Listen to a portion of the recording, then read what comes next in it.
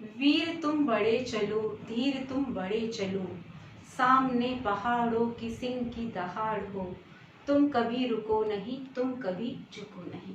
नमस्कार, मेरी हिंदी भाषा चैनल में आपका स्वागत है।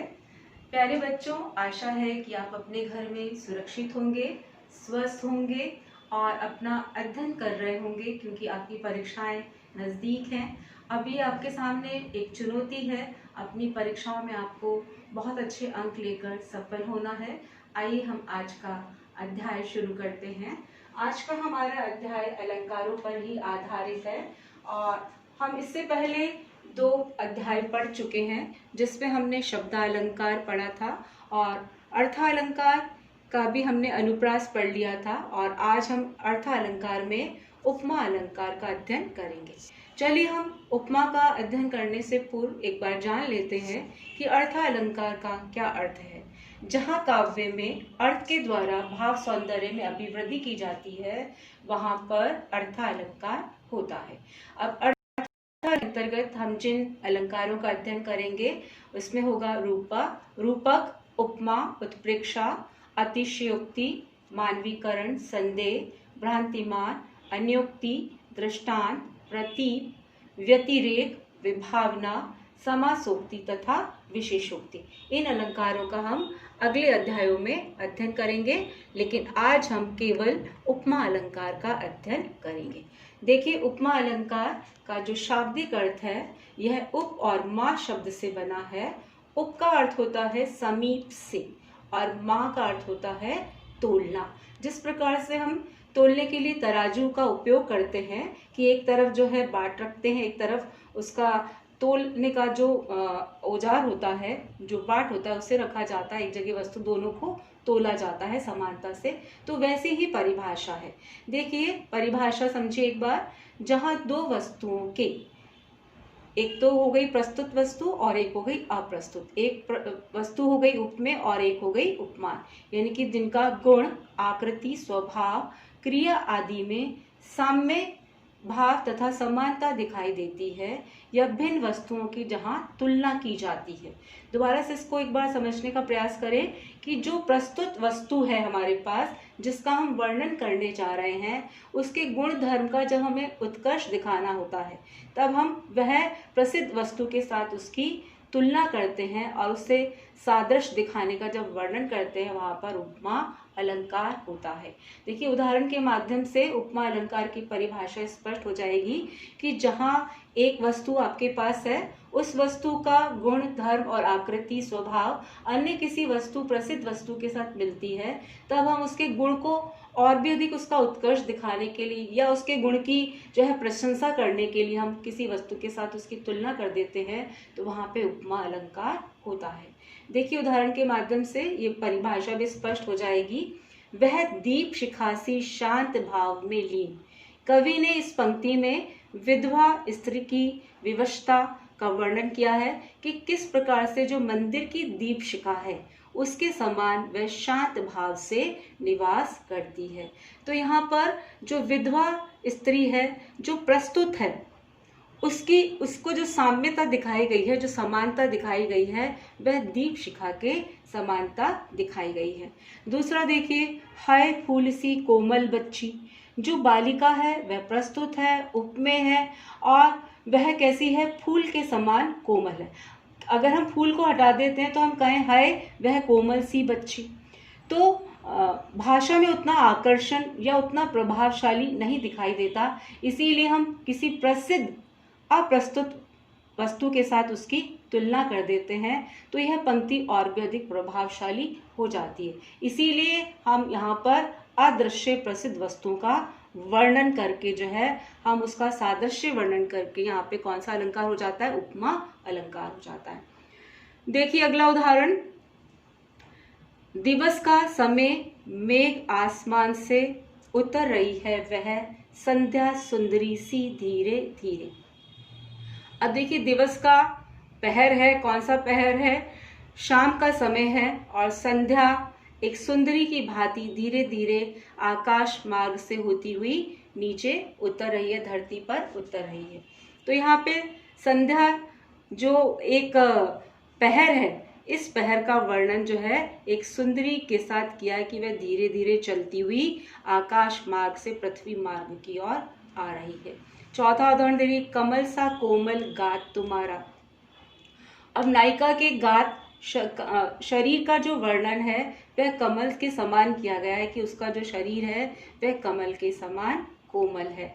अर्थात किसी जहाँ पे दो वस्तुएं, अर्थात जो प्रस्तुत वस्तु है जिसका हम वर्णन करने जा रहे हैं और उस वस्तु के साथ हम वर्णन करते हैं जिसके साथ गुण, आकृति, स्वभाव, क्रिया आदि में उसकी समानता पाई जाती है, और जब हम उस प्रसिद्ध वस्तु के साथ उसका वर्णन कर देते हैं, तुलना करते हुए दिखाते हैं, तो वहाँ पे उपमा अलंकार होता है। चलिए देखिए उपमा अलंकार के अंग। उपमा अलंकार के 4 अंग हैं। पहला है उपमेय। अब उपमेय किसे कहते हैं? देखिए, जिसकी समानता का वर्णन किया जाता है। जैसे हमने इस वाली पंक्ति में देखिए, हाय फूल सी कोमल बच्ची, तो बच्ची का वर्णन किया गया तो वह क्या होगा? उपमेय होगा, और वह बच्ची हमारे सामने प्रस्तुत है, फूल प्रस्तुत नहीं है। फिर अब जिसके साथ वर्णन किया गया, देखिए दूसरा जो अंग है वो है उपमान। जिस प्रसिद्ध या प्रचलित वस्तु से उपमेय की समानता की जाती है उसे हम क्या कहते हैं? उपमान कहते हैं। यहाँ पे उपमेय कौन था? वह बच्ची थी, और उपमान क्या है? फूल है जिसके साथ हम उसकी तुलना कर रहे हैं। तुलना क्यों कर रहे हैं? क्योंकि फूल भी कोमल है और बच्ची भी कोमल, अर्थात ये जो गुण है आपस में समानता रखते हैं। कोमलता जो है वह फूल और बच्ची दोनों में ही है। देखिए साधारण धर्म, तीसरा जो उपमा का अंग है वह है साधारण धर्म। उपमेय उपमान में समान रूप से पाए जाने वाले धर्म और गुण को हम क्या कहते हैं? साधारण धर्म कहते हैं। जैसा कि हम एक उदाहरण ले रहे हैं, हाय फूल सी कोमल बच्ची, इसमें जो बच्ची और फूल है उनमें दोनों में जो समानता है वह क्या? कोमल है। तो यहाँ पे जो साधारण धर्म है वो क्या यहाँ पे होगा? कोमल होगा। चौथा इसका अंग देखिए, वाचक शब्द। उपमेय उपमान की समानता बताने वाले जो शब्द हैं वह उपमान वाचक शब्द कहलाते हैं। जिस प्रकार से सा, सी, से, सम, सदृश्य और सरिस। यहाँ पर इस पंक्ति में जो सी शब्द आया है वह वाचक शब्द है। इसके अतिरिक्त जो है नीचे और उदाहरण के द्वारा जो है यह बात और अधिक स्पष्ट हो जाएगी। देखिए पहला उदाहरण देखिए, पीपर पात सरिस मन डोला। अब यहाँ पे उपमेय जो है मन है, हम मन का वर्णन कर रहे हैं कि मन जो है पीपल के पत्तों के समान डोलता है या डोल रहा है। तो मन की समानता किसके साथ बताई? पीपल के पत्तों के समान। तो पीपल के पत्ते इसमें क्या है? उपमान है। सरिस क्या है? वाचक शब्द है। और दोनों के बीच में जो साम्यता है, समानता है, वो कौन से गुण की है? डोला, यानी कि मन भी डोलता है और पीपल के पत्ते भी डोलते हैं। तो यहाँ पे डोलना जो शब्द है, डोला, वह साधारण धर्म है। दूसरा उदाहरण देखिए, सागर सा गंभीर हृदय हो। अब यहाँ पे हृदय की तुलना की गई है, यानी कि जो शब्द है हम हृदय के बारे में बता रहे हैं वह हमारा शब्द कैसा है? उपमेय है। और जो सागर है वह उपमान है। और जो गंभीरता है, दोनों में समानता है। सागर भी गंभीर बताया जाता है और हृदय भी गंभीर। तो साधारण धर्म क्या हो गया? गंभीर, और वाचक शब्द है सा। इसी तरह से तीसरा उदाहरण देखिए, लघु तरणी हंसनी सी सुंदर। अब जो लघु तरणी है, नदी में जो नाव जा रही है, वह नाव क्या है? उपमेय है। और उसकी जो तुलना की गई है, साम्यता बताई गई है, वह हंसनी के समान कैसी है? सुंदर है। यानी कि लघु तरणी और हंसनी दोनों ही कैसी हैं? सुंदर हैं। और यहाँ पे वाचक शब्द क्या है? सी है। साधारण धर्म सुंदर है। चौथा उदाहरण देखिए, चंद्रमा सा कांतिमय मुख रूप दर्शन है तुम्हारा। चंद्रमा, अब हम मुख की बात कर रहे हैं। मुख क्या है? प्रस्तुत है। और ये क्या है, इसे हम क्या कहेंगे, उपमेय कहेंगे। और इस मुख की तुलना किससे की जा रही है, चंद्रमा से। अब हम कह देते कि मुख तुम्हारा बहुत सुंदर है, तो वाक्य में उतना आकर्षण, सौंदर्य या भाव में उतनी अभिवृद्धि नहीं होती जब तक कि हम कोई उपमान शब्दों के साथ उसकी तुलना ना करें। इसीलिए कवियों ने काव्य की सुंदरता को बढ़ाने के लिए इस प्रकार के प्रसिद्ध उपमान शब्दों का प्रयोग किया। अब देखिए यहाँ पे मुख क्या है, उपमेय है, चंद्रमा उपमान है, सा वाचक शब्द है, और कांतिमय जो है, यानी कि चंद्रमा भी कांतिमय होता है और मुख भी कैसा है, चंद्रमा के समान कांतिमय है। तो कांतिमय क्या है, साधारण धर्म है। इस प्रकार से उपमान के 4 अंग होते हैं, पहला उपमेय, दूसरा उपमान, तीसरा साधारण धर्म और चौथा वाचक शब्द। और आशा है कि इन उदाहरण के माध्यम से आपको यह बात स्पष्ट हो गई होगी। अब देखिए उपमा अलंकार के 3 भेद बताए गए हैं। पहला है पूर्ण उपमा, यानी कि जहाँ पर उपमा अलंकार के चारों अंगों का समावेश किया जाता है या चारों अंग काव्य में उपस्थित होते हैं, उससे हम पूर्ण उपमा अलंकार कहते हैं। यानी कि जहाँ पे अलंकार के जो चारों अंगों का समावेश किया जाता है जिस काव्य में, अथवा चारों ही अंग उस काव्य में उपस्थित रहते हैं। अब चारों अंग आपने पढ़ ही लिए हैं, उपमेय, उपमान, साधारण धर्म और वाचक शब्द। दूसरा देखिए लुप्त उपमा। अब इसमें लुप्त से ही स्पष्ट हो रहा है कि कहीं ना कहीं कोई अंग क्या है, लुप्त है। अब देखिए जहाँ चारों अंगों में से, चारों अंग अर्थात उपमेय, उपमान, साधारण धर्म और वाचक शब्द, यानी कि कोई ना कोई जो अंग है वह लुप्त होता है। अगर उपमेय अंग जो है लुप्त होता है तो उसमें कहते हैं उपमेय लुप्त उपमा। अगर उपमान लुप्त होता है तो उसे कहते हैं लुप्त उपमा, उपमान लुप्त उपमा। अगर साधारण धर्म लुप्त होता है या नहीं होता है तब हम उसे कहते हैं साधारण धर्म लुप्त उपमा।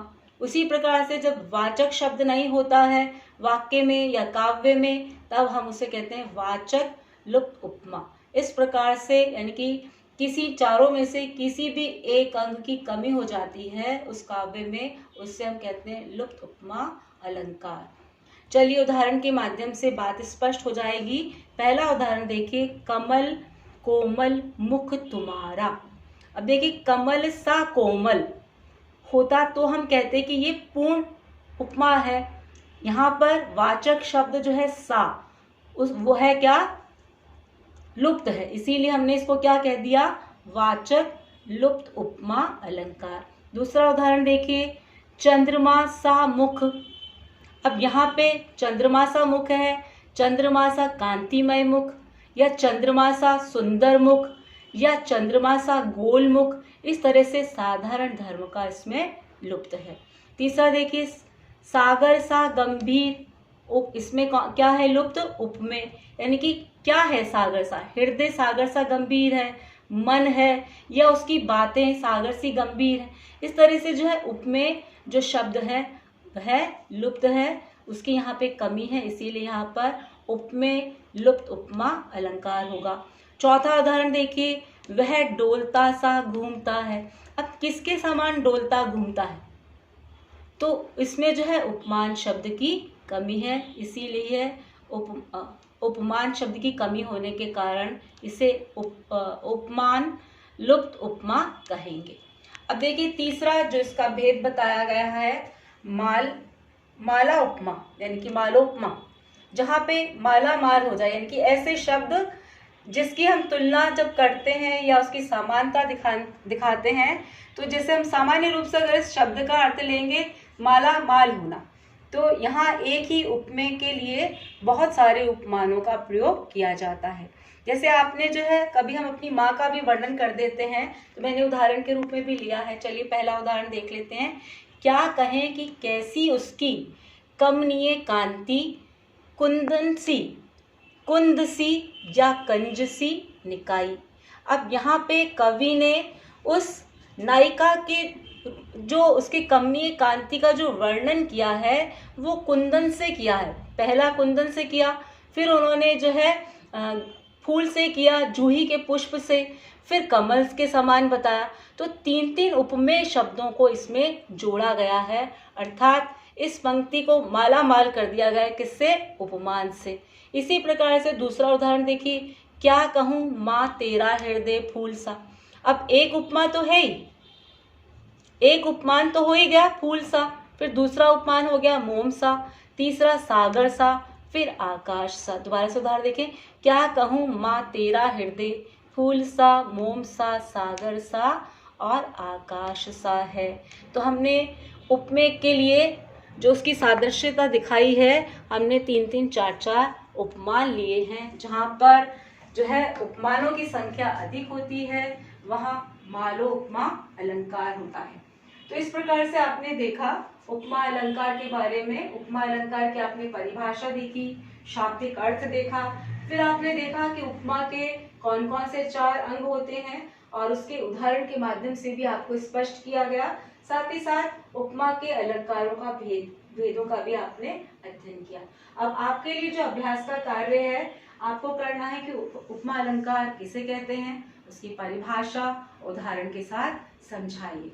आशा है कि आप अभ्यास करेंगे और अभ्यास करने से आपके ज्ञान में स्थायित्व आएगा और परीक्षा में भी आप प्रश्नों को हल करने में सरलता का अनुभव करेंगे और आसानी से प्रश्नों का हल कर सकेंगे। इसी के साथ धन्यवाद, नमस्कार।